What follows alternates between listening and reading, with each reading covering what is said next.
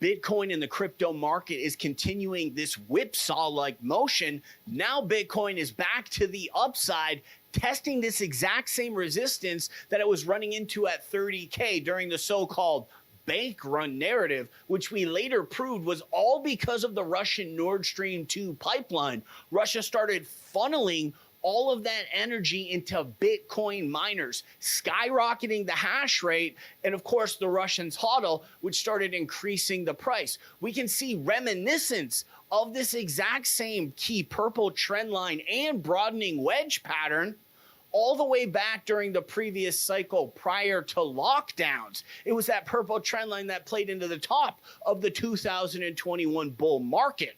This is origin trend lines, just some basics, and we're going to get into some fine details of the Caspa origin trend line Fibonacci pitch charts so we can get an exact timing of when we're going to enter into a high leverage trade on Caspa. First, let's address the elephant in the room, which is how is Powell actually going to be able to cut interest rates with inflation so high? How can the FOMC be borrowing money that they can actually just print out of thin air in the first place? The entire concept is complete nonsense. And we're about to watch a clip from a congressional hearing that's proving the numbers that Powell's been receiving that are helping him decide on whether to cut rates or not are in fact actually more inaccurate than they've ever been historically in the past, proving that Powell's going to do whatever he wants. It's an election year. Job estimates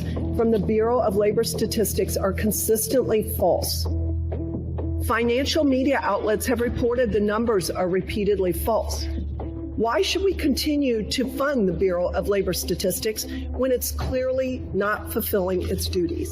The Bureau of Labor Statistics puts out the most reliable data about our workforce, about unemployment, about job growth in industries that there is. Okay, now, never to this level have the numbers been so inaccurate. So who is responsible for this?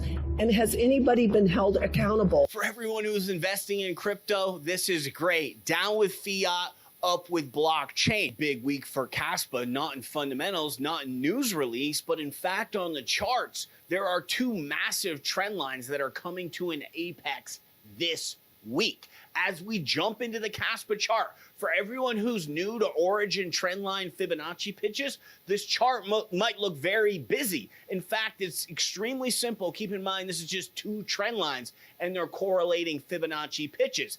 As we can see, we have our resistance or our downward trend, the x-axis, and our support or y-axis. Now notice the support follows the bottom of the cup and the handle so nicely. And when we line a Fibonacci pitch on it, we actually had this exact setup ever since the handle was formed back here in late summer, early fall.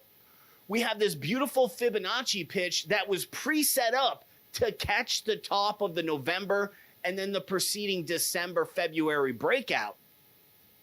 That entire y-axis support actually originated way back here in November of 2022, and when we clone that, it fits in so nicely. But what we're dealing with primarily here is the x-axis or the resistance trend lines. And we can see these repeat over and over again, starting after the April breakout to the handle of the cup to the November breakout, and we're in the exact same downward spiral as we were previously. Now, a great way to correlate these x-axis resistance trend lines is with a Fibonacci pitch. And we can go all the way back here to April and actually parallel every single divot and line a Fibonacci pitch up that catches the handle of the cup as well. It's almost a magical, unbelievably accurate charting method. And of course, inside our Patreon group, we have full libraries explaining this charting method and correlating it with your classic charting, your falling wedge, your ascending triangle, your cup and handle, head and shoulders, etc.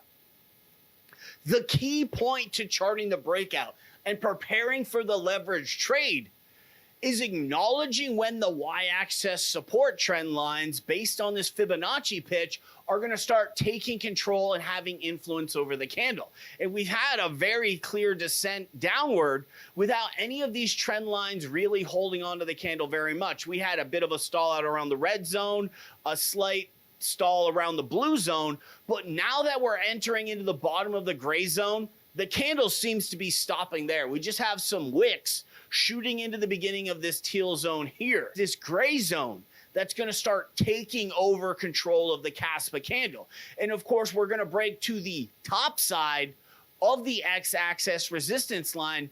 Following the gray pitch upward, we'll be intersecting with the end of the gravitational field. This is the farthest distance that the candle's been away from this downward trend. Putting all the data that we harvested off of our origin trendline chart, we can see that Caspa at the latest will start to break to the upside around June 1st. Now we can parallel this with our fundamental research. We know on the 15th, the next FOMC meeting is coming, and the weeks before that, more numbers about jobs and housing and inflation will be released to Powell. This can indefinitely start the market on a bullish projection, taking Caspa along with it. Our trend lines are laying down a fundamental outline and some basics of when we can open up our leverage trade, but we'll have to go even deeper and add more layers onto our chart to get an accurate read on exactly when the breakout is going to take place. Of course, we've been using more leverage traded and have been profiting more from leverage trading than any other channel